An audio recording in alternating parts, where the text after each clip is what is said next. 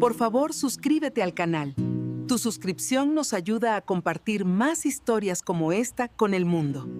La puerta del coche de mi hijo, Rafael, se cerró con un sonido seco y definitivo, un sonido que resonó en el patio silencioso de la Casa del Sol Poniente, como una sentencia final. Él no miró hacia atrás. Lo vi a través del cristal polvoriento de la recepción, una figura elegante y apresurada, ajustándose la corbata de su traje caro antes de entrar en su vehículo importado, el mismo coche que le ayudé a comprar con el dinero de la venta de mi modesta floristería. El olor a desinfectante y a soledad ya comenzaba a adherirse a mi vestido sencillo, un olor que parecía anular las décadas del perfume de tierra húmeda y pétalos de rosas que siempre me habían definido. Sus palabras aún flotaban en el aire pesado del coche, dichas con un nerviosismo que intentaba disfrazar de preocupación. «Mamá, es lo mejor para ti. Un lugar tranquilo, donde podrás descansar. Son de otro mundo, ¿entiendes? La familia de Victoria. Ellos no». Nunca completó la frase, pero no era necesario. La había oído en su voz temblorosa días antes, durante la discusión que selló mi destino. Tu apariencia, mamá. La gente se fija en esas cosas. Tus manos, tu rostro. Me vas a avergonzar. Cada palabra fue una palada de tierra arrojada sobre mí, enterrando a la mujer que yo era. Yo, Guadalupe, que pasé toda la vida cultivando la belleza, que enseñé a mi único hijo a ver el alma de una orquídea y la fuerza de un clavel, ahora era reducida a una cáscara fea, un estorbo en su escalada social. Me quedé, allí, de pie en el vestíbulo de paredes de color melocotón desvaído, sosteniendo la pequeña maleta con la poca ropa que él consideró adecuada para mi exilio. Miré mis manos, las mismas manos que lo acunaron, que cocinaron sus comidas favoritas, que aplaudieron sus pequeñas victorias.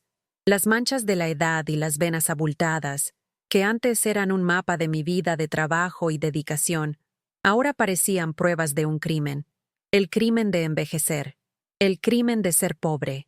Me dejó allí, en un lugar donde el sol poniente venía a morir todos los días, porque mi rostro, el mismo rostro que él besó durante 38 años, ya no era digno de su nueva vida. Y en aquel silencio ensordecedor, mirando mis manos manchadas de tierra y de tiempo, comprendí que mi hijo no me había abandonado, me había plantado en una tumba para poder florecer solo, pero se olvidó de una cosa sobre su madre, la vieja florista, incluso de las semillas más olvidadas, con una sola gota de dignidad, algo inesperado, puede empezar a brotar. El Día de la Madre en la Casa del Sol Poniente era una sinfonía agridulce, y yo, como siempre, estaba en el público silencioso, sentada en una silla de plástico blanco en el patio interior, un cuadrado de cemento con algunas macetas de geranios cansados, observaba el desfile de afecto. El aire de Puebla, que afuera cargaba el olor a maíz asado y el ajetreo de la vida, aquí dentro era una mezcla estancada del cloro usado en la limpieza de los pasillos y de aquel olor, indefinible, dulzón y polvoriento, de la propia vejez. Un televisor antiguo, a un volumen perpetuamente alto, derramaba el sonido de una telenovela dentro del salón común, pero aquí afuera los sonidos eran más íntimos y, para mí, más crueles. Eran las risas de los hijos que llegaban con cajas de bombones, los besos sonoros en las mejillas arrugadas de otras madres, los murmullos de «te quiero, mamá», que parecían flechas perdidas encontrándome con precisión.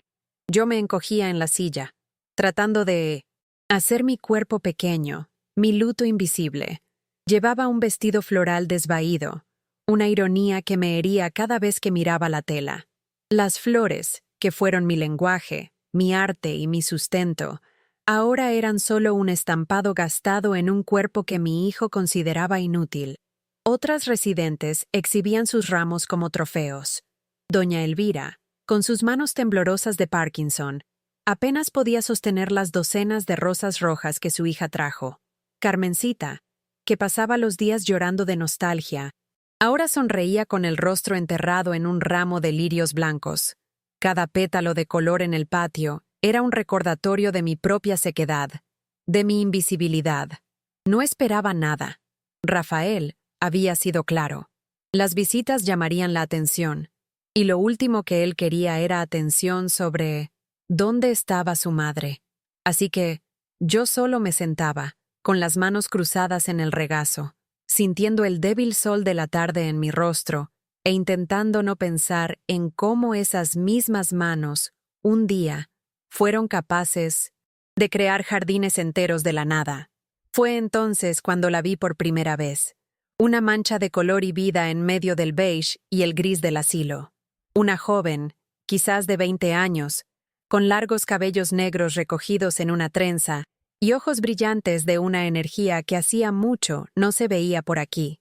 Era una voluntaria, supuse, parte de algún programa de iglesia o universidad para calmar la conciencia de los jóvenes sobre los viejos que la sociedad descarta. Llevaba una bandeja con pequeñas macetas de violetas africanas, distribuyéndolas a las señoras que no habían recibido visitas. Un pequeño consuelo de piedad. La observé moverse por el patio, su sonrisa genuina causando pequeñas islas de alegría momentánea. Aparté la mirada cuando empezó a acercarse a mí, esperando que pasara de largo, que no notara a la mujer encogida en la silla de plástico, la personificación del abandono. Pero se detuvo justo frente a mí. Sus zapatos gastados, pero limpios, entraron en mi campo de visión. «Feliz día, señora», dijo con una voz suave. «Le he traído una flor». Levanté el rostro lentamente, sintiendo el peso de cada arruga, de cada mancha de sol, de cada cana. Sus ojos no contenían la lástima que yo esperaba. Había una curiosidad amable, una apertura. «Su nombre es Guadalupe, ¿verdad?». Lo leí en la lista. Solo asentí, incapaz de formar palabras. Me extendió la pequeña maceta de barro. Dentro, una violeta morada, aterciopelada y perfecta, florecía. «¿Su familia no pudo venir hoy?», preguntó, la inocencia en su pregunta siendo más dolorosa que cualquier acusación. Y fue allí, bajo la mirada de aquella extraña, donde la presa que había construido durante meses se rompió. Las lágrimas que tragaba todas las noches subieron a mi garganta, calientes y amargas. Y dije, con la voz entrecortada, las palabras que resonaban en mi mente como una maldición, la verdad que nunca me había atrevido a verbalizar ante otra alma. «Mi hijo no ha venido. Cree que soy demasiado fea para ser su madre». Decir aquellas palabras en voz alta fue como romperme un hueso por dentro. El dolor fue agudo, físico. El aire pareció enrarecerse, y por un instante, el sonido de las risas y conversaciones a mi alrededor desapareció, dejando solo el zumbido de mi propia sangre en mis oídos. La joven, cuyo nombre aún no sabía, se quedó inmóvil por un segundo. Su sonrisa amable vaciló, reemplazada por una expresión de shock y una profunda y genuina tristeza que me golpeó de una forma inesperada. Yo esperaba incomodidad, quizás un paso hacia atrás, una excusa apresurada para alejarse de mi dolor contagioso. En lugar de eso, dejó la bandeja de flores en el suelo, se arrodilló frente a mí, ignorando el polvo del cemento, y tomó mis manos temblorosas entre las suyas. Sus manos eran cálidas y suaves, y el contacto fue tan sorprendente que me hizo jadear. «Eso no es verdad», susurró, y sus ojos se llenaron de lágrimas. «No por mí, sino conmigo. Ninguna madre es fea. La fealdad no está en usted». Y entonces hizo algo que me desarmó por completo. Me abrazó.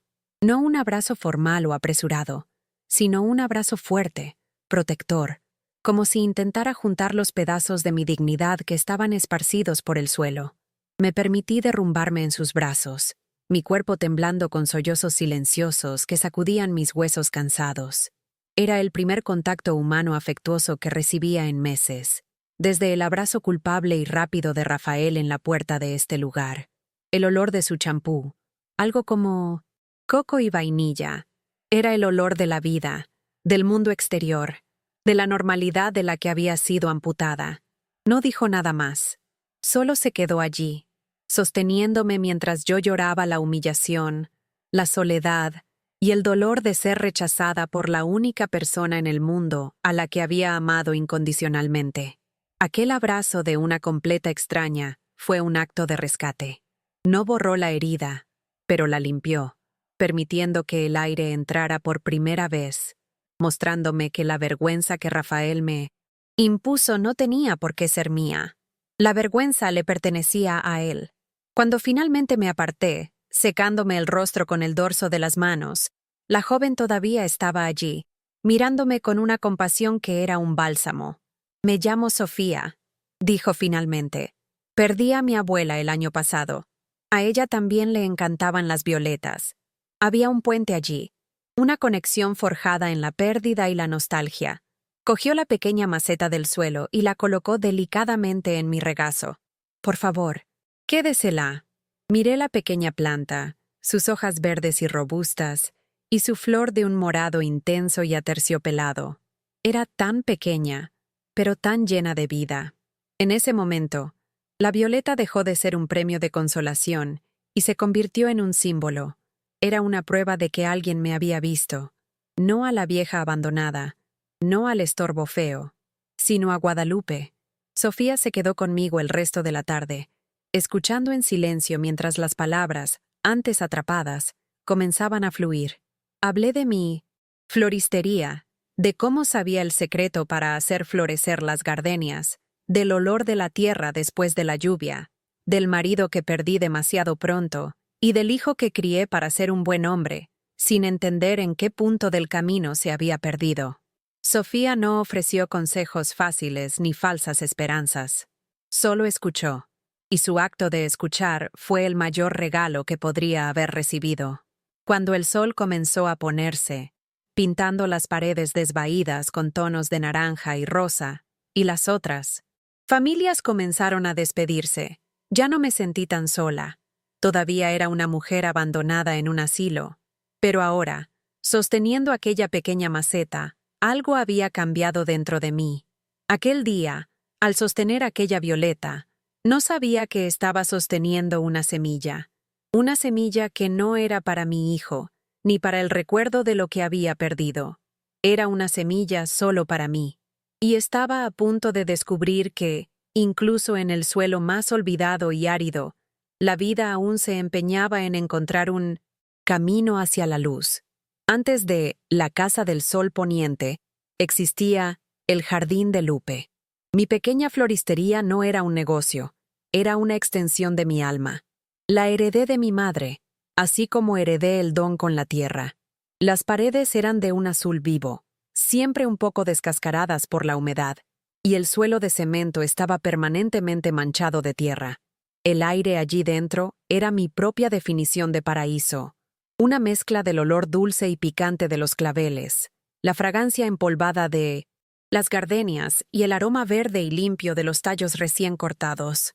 Fue en aquel pequeño universo donde crié a Rafael.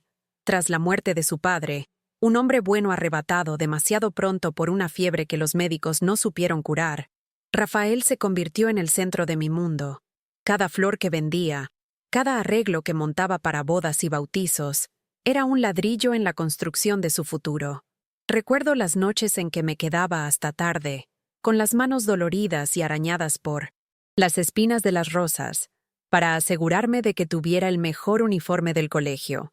Recuerdo vender el reloj de pulso de oro de mi difunto marido, la única joya de valor que poseía, para comprar la colección de enciclopedias que tanto deseaba. Para mí, no era sacrificio, era amor en su forma más práctica. Era un buen chico. Se sentaba en un taburete en el fondo de la tienda, haciendo los deberes, mientras yo trabajaba.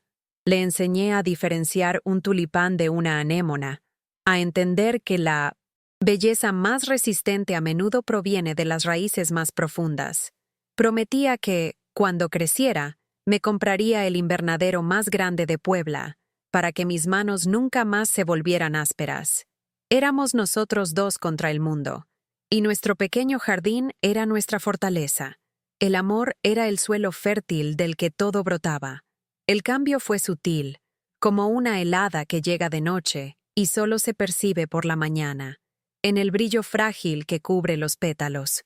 comenzó cuando Rafael consiguió el empleo de subgerente en el hotel más lujoso de la ciudad. Al principio, fue pura alegría. Llegaba a casa exhausto, pero con los ojos brillantes, contando sobre los huéspedes importantes, sobre los cubiertos de plata y las toallas que eran más suaves que las nubes. Yo escuchaba con orgullo, mi corazón de madre inflándose con cada logro. Pero, poco a poco, las historias cambiaron de tono. Ya no hablaba con admiración, sino con aspiración. Empezó a usar palabras como networking, imagen, estatus.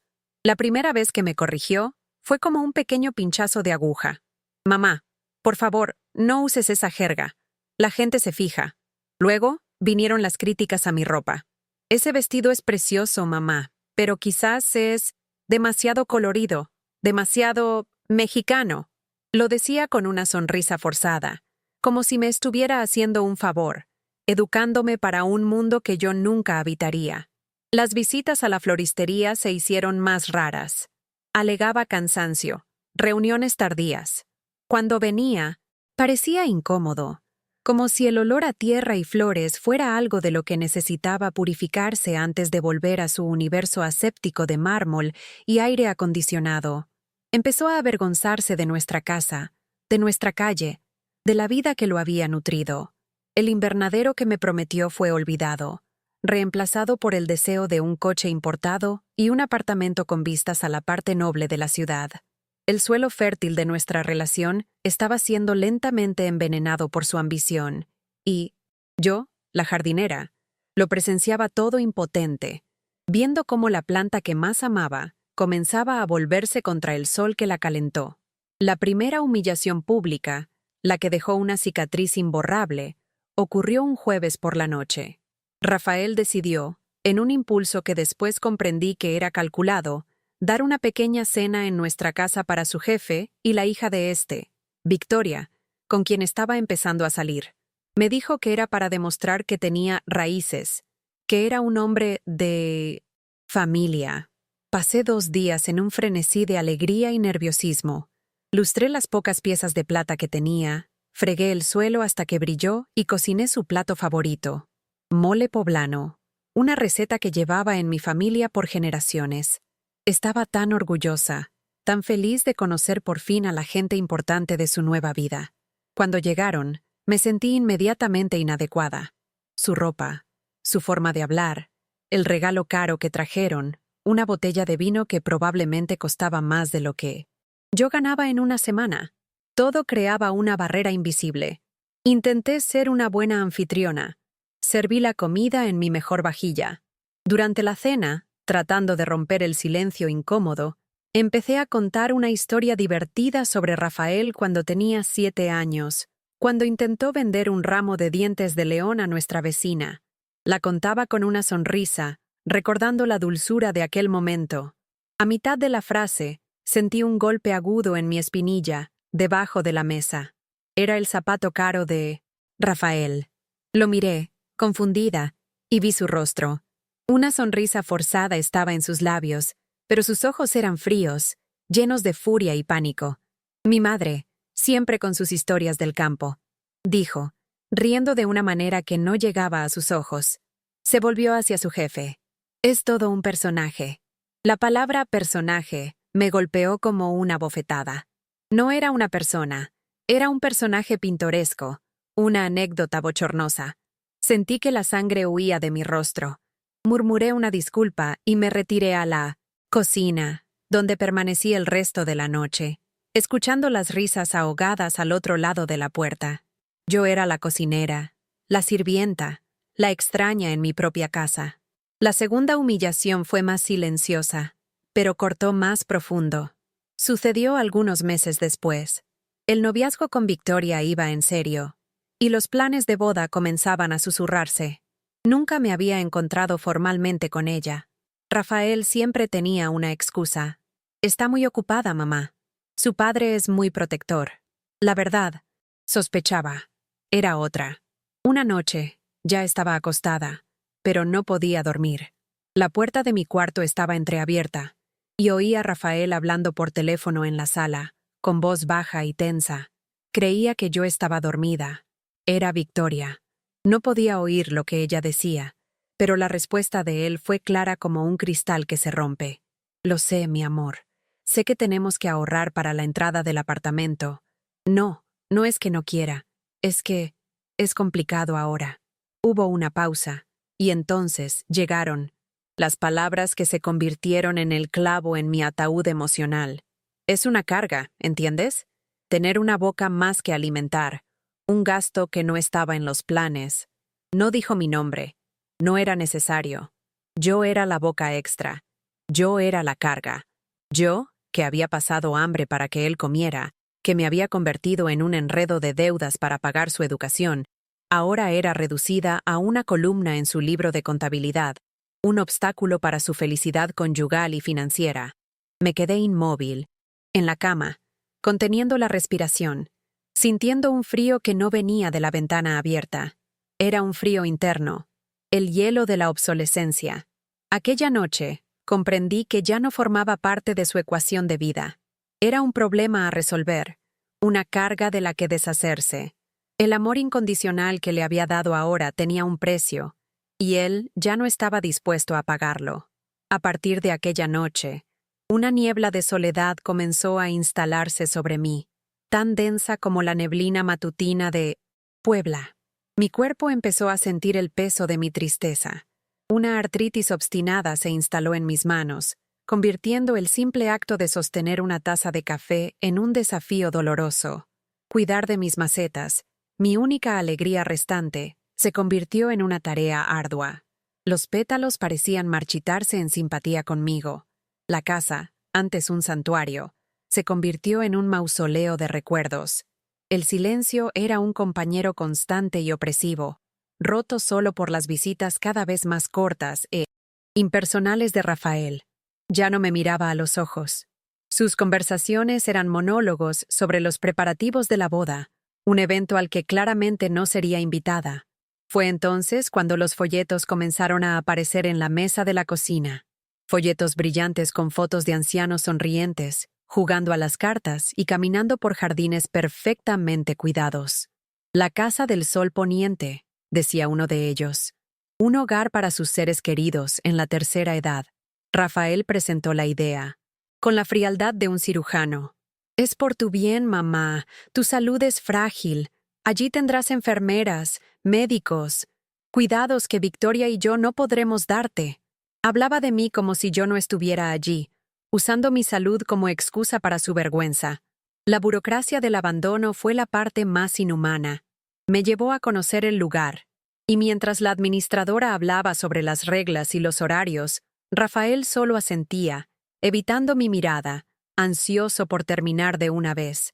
Yo era un paquete a entregar, una responsabilidad a transferir. Era un maestro en el arte de la manipulación emocional, usando mi propio amor como arma contra mí.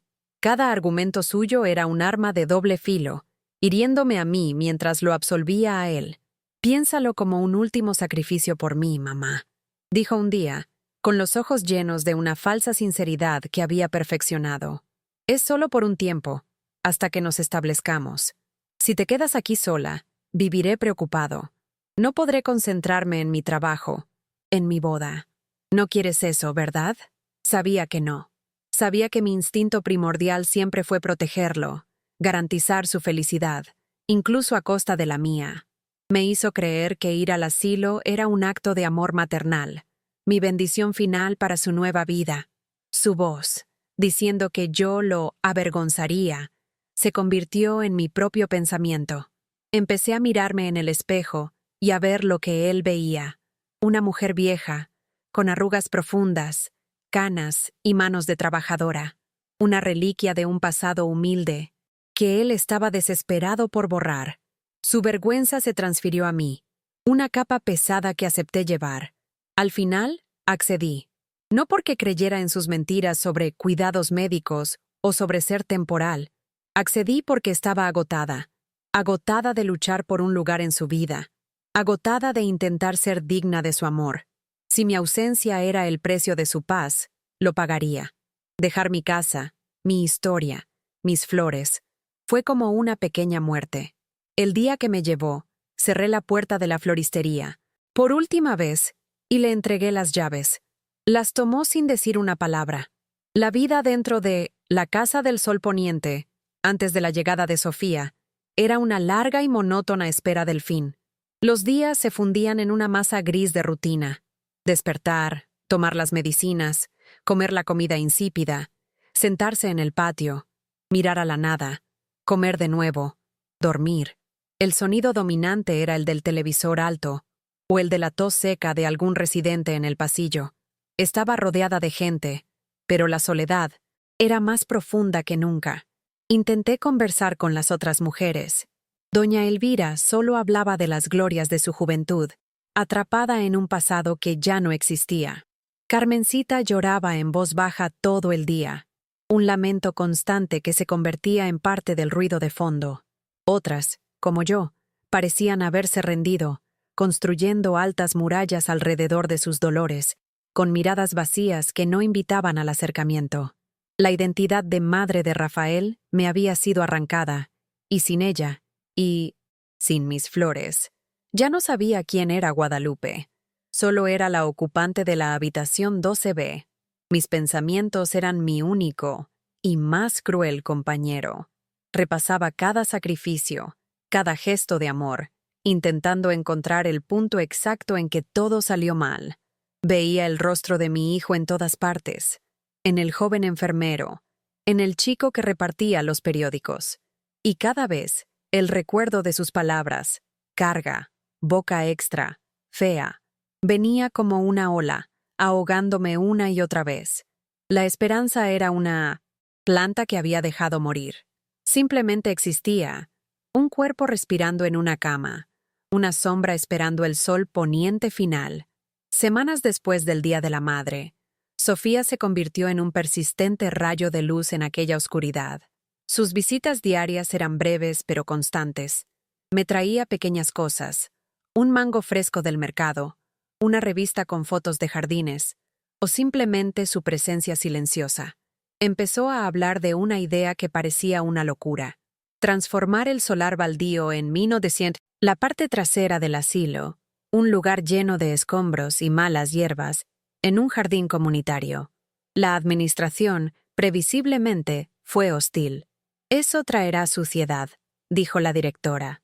«Son viejos, no jardineros. ¿Quién va a cuidar de eso?» Sofía, sin embargo, era terca como una semilla de diente de león. Escribió cartas, hizo llamadas, se movió con la energía que yo un día tuve. Un día, llegó a mi habitación, agitando un sobre marrón, oficial, con el sello del Ayuntamiento de Puebla. Sus ojos brillaban. «Guadalupe, llegó. La respuesta sobre el uso del terreno. Creo que nos van a dar el permiso». Me entregó el sobre. Mis manos, temblorosas por la artritis y la emoción, dudaron en abrirlo. Era una sensación extraña, una mezcla de miedo y una chispa de algo que no sentía desde hacía mucho tiempo. Esperanza. Sabía, instintivamente, que el contenido de aquel sobre era más que un simple papel. Era una llave. Pero en aquel sobre no había solo un permiso burocrático. En aquel sobre había una verdad que lo cambiaría todo. Con manos temblorosas pero firmes, sostuve el sobre marrón que Sofía me extendió. El papel era áspero, oficial. Su peso parecía desproporcionado a su tamaño, como si contuviera más que simples hojas. Sentadas al borde de mi estrecha cama, bajo la luz tenue de la única bombilla de la habitación, lo abrimos juntas. Dentro, como era de esperar, había un oficio del ayuntamiento concediendo el permiso para el uso del solar baldío, citando una antigua ley municipal de incentivo a proyectos comunitarios. El corazón de Sofía dio un salto. «¡Lo conseguimos, Guadalupe! ¡Lo conseguimos!», celebró, abrazándome con fuerza. Pero mis ojos estaban fijos en otro documento grapado al oficio, una copia amarillenta y con los bordes gastados, adjunta como referencia legal. Era la escritura original de la propiedad donde se construyó la Casa del Sol Poniente. Mis ojos recorrieron el texto, la caligrafía elegante pero desvaída de casi un siglo atrás. Y entonces lo vi. El nombre del donante original de la tierra, Don Ramiro Flores, el abuelo de mi difunto marido, el bisabuelo de Rafael. Un escalofrío recorrió mi espalda. Historias que mi marido contaba sobre la riqueza perdida de su familia, sobre tierras donadas a la iglesia y a la ciudad, volvieron a mi mente como fantasmas. Y entonces, más abajo, en un párrafo de adenda, estaba la cláusula que cambiaría el curso de mi vida. Esta tierra se dona a perpetuidad para el amparo y cuidado de los ancianos de Puebla, bajo la condición explícita e irrevocable de que se mantenga un jardín terapéutico y comunitario en sus dependencias para el bienestar físico y espiritual de sus residentes. La curaduría de una porción de este jardín deberá ser ofrecida, por derecho, a un miembro de la familia Flores o sus descendientes directos, si así lo desearan, como guardianes de la promesa de esta tierra. Leí la frase 1, 2, 3 veces. El aire se escapó de mis pulmones. Aquel terreno no era un favor que estábamos pidiendo. Era mi legado.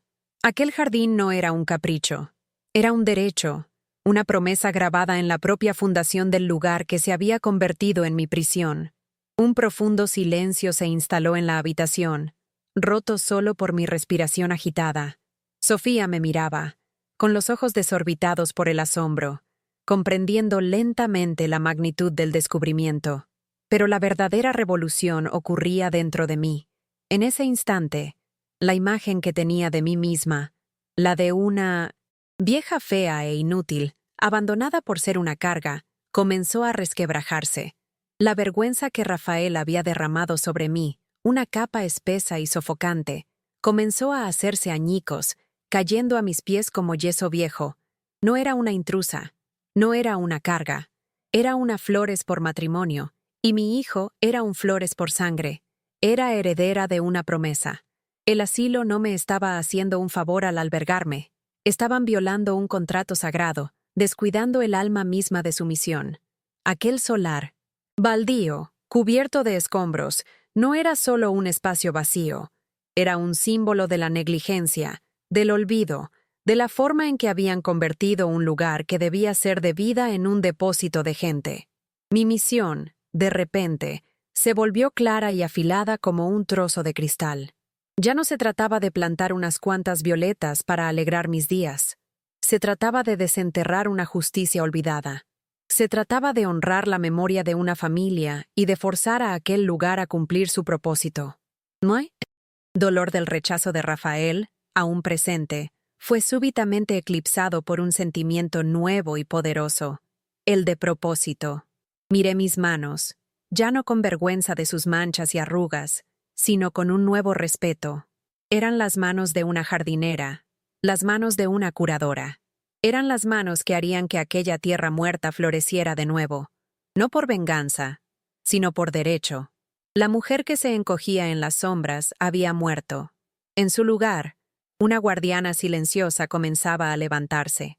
A la mañana siguiente, caminé hasta el despacho de la directora. Sofía estaba a mi lado, un apoyo silencioso y firme. Mi paso aún era lento. Mi cuerpo aún sentía el peso de mis 70 años. Pero mi columna estaba más erguida de lo que había estado en mucho tiempo. La directora, una mujer de mediana edad con un aire perpetuo de impaciencia, nos recibió con visible irritación. «Ah, la señora Guadalupe y la señorita. Miren, ya he dicho que la idea del jardín, aunque noble, es logísticamente inviable. No tenemos personal, no tenemos presupuesto», empezó, ya despidiéndonos con un gesto de la mano. No dije nada. Solo me acerqué a su escritorio de madera oscura y con un gesto tranquilo, coloqué la copia de la escritura sobre una pila de papeles. Con el dedo índice, señalé la cláusula. «Por favor, lea esto», pedí. Mi voz baja pero resonando con una autoridad que nos sorprendió a las 3. La directora cogió el papel, sus ojos pasando por el texto con desdén, que lentamente se transformó en confusión, luego en incredulidad y finalmente en un pánico mal disimulado. Levantó el rostro, el color desapareciendo de sus mejillas. Sus labios se abrieron y cerraron, pero no salió ningún sonido. «Esto no puede ser», tartamudeó. Nunca nos informaron de esto. La encaré, con la mirada firme. La ignorancia no anula la obligación, respondí, usando palabras que parecían venir de otra persona, de una Guadalupe que no sabía que existía. Esto ya no es una petición, señora directora. Es la reivindicación de un derecho legal y moral. El jardín se construirá. Y yo, como guardiana designada por esta escritura, lo supervisaré. Puede proporcionarnos las herramientas, o podemos buscarlas en la comunidad. La elección es suya. Salimos de su despacho dejándola pálida y sin palabras. Por primera vez, no era una residente indefensa. Era la dueña de la tierra bajo mis pies. La noticia del jardín, ahora oficialmente sancionado, y con una historia fascinante detrás, se extendió como la pólvora. Sofía, con su conocimiento del mundo digital, ayudó a un pequeño blog local a escribir un artículo. Anciana en asilo descubre derecho ancestral y transforma terreno abandonado en jardín de la esperanza. La historia era pequeña, pero inspiradora.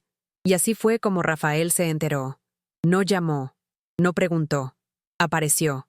Entró en el patio del asilo como un huracán, su rostro una máscara de furia contenida, el traje caro pareciendo fuera de lugar en medio de nuestra humilde realidad.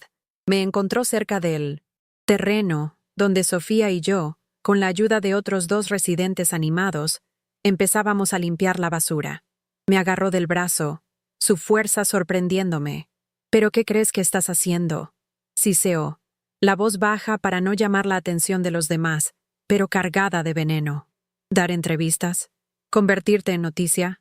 ¿Tienes alguna idea de lo que esto puede causar? Te puse aquí para que te estuvieras quieta, para no avergonzarme. ¿Y haces esto? ¿Intentas llamar la atención de toda la ciudad? ¿Para humillarme? Sus ojos estaban desorbitados. No veía a una madre, veía a una traidora. Cada palabra era una acusación, una distorsión de la realidad. Para él, mi despertar no era sobre dignidad o justicia. Era un ataque personal, un acto deliberado para sabotear su imagen, para exponer al hijo que había escondido a la madre fea.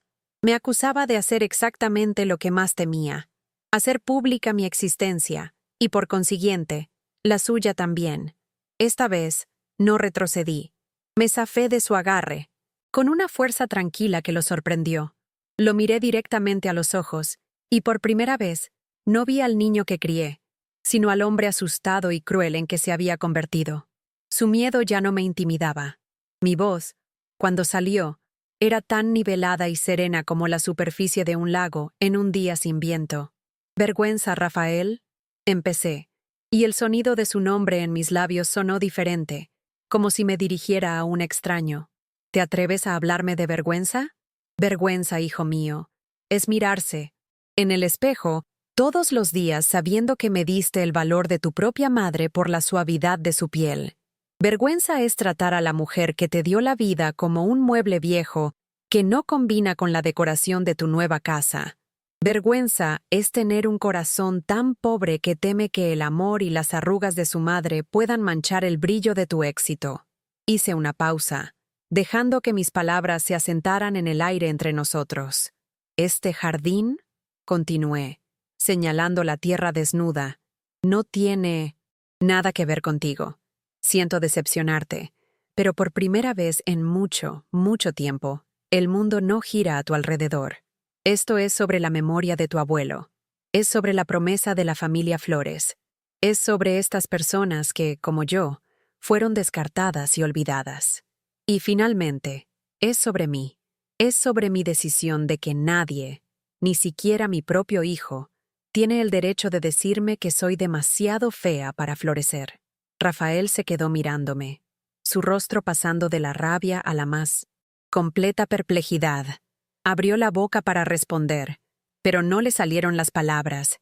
Esperaba lágrimas, súplicas, la madre culpable y sumisa que conocía y controlaba. No estaba preparado para esta mujer. No estaba preparado para la dignidad. Me miraba como si yo fuera una aparición, una extraña que había poseído el cuerpo de su madre. Su furia se desvaneció, dejando tras de sí un vacío de confusión. Dio un paso hacia atrás, luego otro, como si mi calma fuera una fuerza física que lo empujaba. Sin decir una palabra más, se dio la vuelta y se fue, no con la arrogancia de antes, sino con la postura encorvada de un hombre derrotado, que acababa de perder una guerra que ni siquiera sabía que estaba librando. Lo observé irse, y por primera vez, no sentí dolor ni nostalgia. Sentí una especie de paz melancólica. El cordón que me ataba a él, hecho de culpa y amor ciego, finalmente se había cortado. Aquella noche, en mi habitación, el silencio no era de soledad, sino de soberanía. Había recuperado mi nombre, mi historia y mi alma, pero sabía que la directora no se rendiría fácilmente y que la furia de Rafael podría convertirse en algo peor. Necesitaba proteger lo que habíamos conquistado. Necesitaba más luz. A la mañana siguiente, lo que hice dejaría a todos boquiabiertos. Aquella mañana, el aire parecía más limpio, más cargado de posibilidades. Con las manos de Sofía sosteniendo firmemente las mías, no para darme apoyo, sino para compartir la fuerza, hicimos la llamada. Usando el teléfono público del pasillo del asilo, un aparato antiguo y raramente usado, Sofía marcó el número de la principal cadena de televisión de Puebla. Cuando una voz profesional respondió, Sofía me pasó el auricular. Respiré hondo, sintiendo el olor a desinfectante mezclado con el olor de la tierra que ya estaba bajo mis uñas. Mi voz, cuando hablé, no era la de una víctima pidiendo ayuda. Era la voz tranquila y enfocada de una guardiana.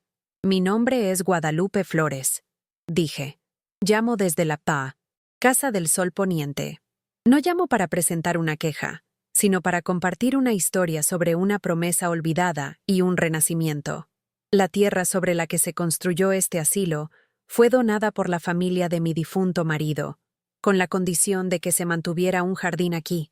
Durante décadas, esa promesa fue olvidada. Ahora, nosotros, los residentes, la estamos devolviendo a la vida. No mencioné el abandono, la negligencia, ni mi dolor personal. Hablé de semillas, del legado, del derecho, de los ancianos a la belleza y al propósito. El periodista al otro lado de la línea, que probablemente esperaba otra historia de desgracia, se quedó en silencio por un momento, antes de que su voz regresara, ahora llena de un interés genuino y eléctrico. La reacción en la Casa del Sol Poniente fue exactamente como había previsto. Cuando la furgoneta con el logotipo de la cadena aparcó en nuestro patio 2 horas después, la directora se quedó boquiabierta, su rostro transformándose en una máscara de pánico e ira impotente. No podía detenernos. La historia ya no era suya para controlar. La llegada del equipo de reporteros fue como la primera lluvia de la estación sobre la tierra seca. De repente, todo cambió. El reportaje inicial, pequeño y emocionante, generó una ola de apoyo de la comunidad que nadie, y mucho menos la dirección del asilo, podría haber previsto. Las donaciones comenzaron a llegar. No dinero, sino vida. Un agricultor local envió una camioneta llena de abono rico y oscuro. Una escuela primaria organizó una campaña y nos trajo cientos de pequeñas plántulas de tomate, pimiento y caléndulas. Herramientas viejas, pero funcionales, aparecieron en la puerta, dejadas por anónimos. Pero lo más importante fue la llegada de la gente. Voluntarios de todas las edades, curiosos por la historia de la guardiana del jardín, venían los fines de semana para ayudar a quitar los escombros y remover la tierra. Y de forma más mágica, los propios residentes del asilo comenzaron a despertar de su letargo. Doña Elvira, cuyas manos temblaban, descubrió que podía sostener firmemente una regadera. Carmencita, que vivía llorando, empezó a sonreír mientras separaba las pequeñas semillas, su concentración en la delicada tarea calmando su mente. El patio, antes un lugar de silencio y desesperación, ahora resonaba con el sonido de conversaciones, de risas, del raspar de palas en la tierra. Yo me movía entre ellos, no como una líder, sino como una facilitadora, compartiendo el conocimiento que mis manos llevaban. A las semillas de zanahoria les gusta la tierra suelta, explicaba. Las rosas necesitan sol pleno, pero perdón constante. No solo estaba enseñando jardinería, les estaba devolviendo un propósito, una razón para ensuciarse las manos y sentir el sol en la cara. El jardín crecía cada día, un testimonio vibrante y verde de que la vida se niega a ser enterrada. El punto culminante de todo ocurrió en el Día de los Abuelos. La cadena de televisión regresó para un reportaje de seguimiento, un especial para celebrar la fecha. El jardín estaba en plena floración. Las plantas de maíz estaban altas, los tomates rojos y pesados en sus tallos, y un mosaico de flores de colores atraía a abejas y mariposas, transformando nuestro rincón olvidado del mundo en un santuario. La reportera, una joven de sonrisa cálida, caminó conmigo entre los bancales. Me hizo preguntas sobre las plantas, sobre la historia de la escritura, sobre el cambio en el ánimo de los residentes. Respondí con sencillez, dando el crédito a la tierra y a la comunidad. Entonces, me hizo la pregunta final, la que sellaría el destino de todos nosotros. Señora Guadalupe, viendo todo esto, toda esta vida que usted ha traído de vuelta, ¿cuál fue su verdadera inspiración? Sentí los ojos de la cámara sobre mí, pero no vi la lente. Vi los rostros de mis nuevos amigos, vi las manos arrugadas llenas de tierra, vi la esperanza renacida. Mis ojos se llenaron de lágrimas, pero mi voz salió firme, cargada con el peso y la ligereza de toda mi travesía. Cuando uno envejece, empecé. A menudo nos sentimos como una planta que ya no da flores. He aprendido que, a veces, las personas que más amamos, en un intento de protegernos o por sus propios miedos, nos podan, cortan nuestras ramas, pensando que ya no servimos. Pero la lección más importante que la tierra me ha enseñado es que, si la raíz es fuerte, siempre podemos volver a florecer. Quizás no en la misma maceta, quizás de una forma inesperada, quizás en otro jardín. Nunca pronuncié el nombre de Rafael. No fue necesario. La verdad de mi historia resonó en el aire, más poderosa que cualquier acusación. El reportaje se emitió esa noche. Imagino la escena, pues me la contaron después. Rafael estaba en una cena elegante en la mansión de sus futuros suegros. El televisor de pantalla grande estaba encendido en un rincón, transmitiendo las noticias locales como ruido de fondo. Y entonces, apareció mi rostro. No el rostro avergonzado y triste que él recordaba, sino el de una mujer serena, digna, rodeada de vida y respeto. Vio el jardín, un paraíso vibrante donde antes había basura. Escuchó las entrevistas con otros residentes, que hablaban de mí con cariño y admiración. Y escuchó mis palabras. La frase sobre ser podado por la gente que amamos le golpeó, me dijeron, como un impacto físico. Su rostro palideció. La familia de Victoria, gente obsesionada con la imagen y el pedigrí, miró del televisor hacia él. Su prometida vio la verdad, no la que yo conté, sino la que Rafael intentó ocultar. La historia de su origen humilde, de su pasado, de la madre que había descartado, estaba ahora expuesta, no como una tragedia, sino como un triunfo que no lo incluía. La belleza y la fuerza auténtica que emanaban de mí en la pantalla hicieron que la superficialidad de su mundo de lujo y apariencias fuera insoportablemente clara. La vergüenza que intentó transferirme le volvió como un boomerang, golpeándolo de lleno frente a todos a quienes más quería impresionar. No era el yerno exitoso, era el hijo ingrato de una historia que toda la ciudad ahora conocía y amaba. Las consecuencias fueron rápidas y silenciosas, como una avalancha en una montaña lejana. No hubo escándalo público para Rafael, solo el frío y eficiente desmoronamiento de su mundo. El padre de Victoria, dueño de la cadena hotelera, no podía tolerar la mancha en su reputación. Un gerente que escondía a su propia madre en un asilo por vergüenza no encajaba en la imagen de familia y tradición que la marca de lujo vendía. El compromiso se rompió mediante un mensaje de texto. En el trabajo, el trato cambió. Las sonrisas se volvieron forzadas, las puertas se cerraron. Su tan esperado ascenso fue para otra persona. Sin la conexión con la familia de la novia, Su utilidad para la empresa disminuyó drásticamente. Unas semanas después, fue despedido. Lo llamaron reestructuración. Fue una ejecución limpia, profesional, sin drama. Perdió el apartamento de lujo, el coche de empresa, los trajes caros. Perdió el estatus, la novia, el futuro por el que había vendido su alma y a su madre. La justicia no vino con un trueno, sino con el silencio aplastante de todas las puertas que se cerraron en su cara. Cosechó exactamente lo que sembró, un vacío estéril. Un mes después, apareció en el jardín. Lo vi de lejos, de pie cerca de la puerta, vacilante. No llevaba traje, sino unos vaqueros gastados y una camisa sencilla. Parecía más delgado, más joven y completamente perdido. Me observó durante un largo rato, mientras yo enseñaba a doña Elvira cómo atar una planta de tomate a una estaca. Finalmente, caminó hacia mí. Su paso era pesado, el de un hombre que carga un fardo invisible. Otros residentes y voluntarios dejaron lo que estaban haciendo para observar. Se detuvo frente a mí y, sin decir palabra, cayó de rodillas en la tierra blanda del bancal, la tierra que yo había revitalizado. Bajó la cabeza y sus hombros temblaron. «Perdóname, mamá», susurró con la voz quebrada para que todos oyeran. La fealdad estaba en mí, no en ti. El aire se quedó quieto. Nadie se movió.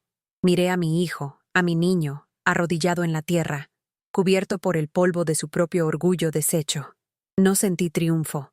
Sentí solo una abrumadora ola de tristeza por el camino que había recorrido para llegar hasta allí. Lentamente, extendí mi mano, la mano manchada de tierra, la mano que él un día consideró fea, y la posé sobre su cabeza. No dije nada. El perdón no necesitaba palabras. El tacto fue suficiente. A partir de ese día, Rafael comenzó a trabajar en el jardín. No como el hijo de la guardiana, sino como el más humilde de los voluntarios. Sus primeros días fueron difíciles. Sus manos, suaves y desacostumbradas al trabajo, pronto se llenaron de ampollas y callos. Era torpe con la pala, inseguro con el rastrillo, pero persistía. Llegaba temprano, se iba tarde, cargaba los sacos de abono, cavaba los bancales, arrancaba las malas hierbas bajo el sol fuerte, en silencio. No lo trataba de forma diferente a los demás. Le enseñaba con la misma paciencia. No, Rafael, la azada se sujeta así, con más firmeza. Él escuchaba y aprendía. Empezó a conversar con los otros residentes, a escuchar sus historias, a ver a las personas que él y su antiguo mundo habían hecho invisibles. No estaba reconstruyendo nuestra antigua relación de madre sobreprotectora e hijo dependiente. Estábamos construyendo algo nuevo, ladrillo a ladrillo, semilla a semilla. Una relación basada en el respeto que él estaba lentamente ganándose, de sí mismo y de los demás. Estaba plantando sus propias raíces, por primera vez en su vida, en suelo honesto. A veces, al atardecer, me siento en un banco de madera que construimos y observo mi pequeño reino. Veo los colores vibrantes de las flores. Siento el olor a menta y a tierra mojada. Veo los rostros de mis amigos, antes marcados por la apatía, ahora iluminados por sonrisas y conversaciones. Veo a mi hijo, con el rostro sucio de tierra, compartiendo una botella de agua con un señor al que ahora llama padrino. El lujo que Rafael tanto codiciaba, los salones dorados y las cenas elegantes, nunca me pertenecería. Pero mirando todo lo que ha crecido a partir de una semilla de dignidad, me doy cuenta de que poseo una riqueza mucho mayor, una que no se puede comprar ni vender. Hoy no tengo lujos, pero tengo respeto, y eso ya nadie me lo quita.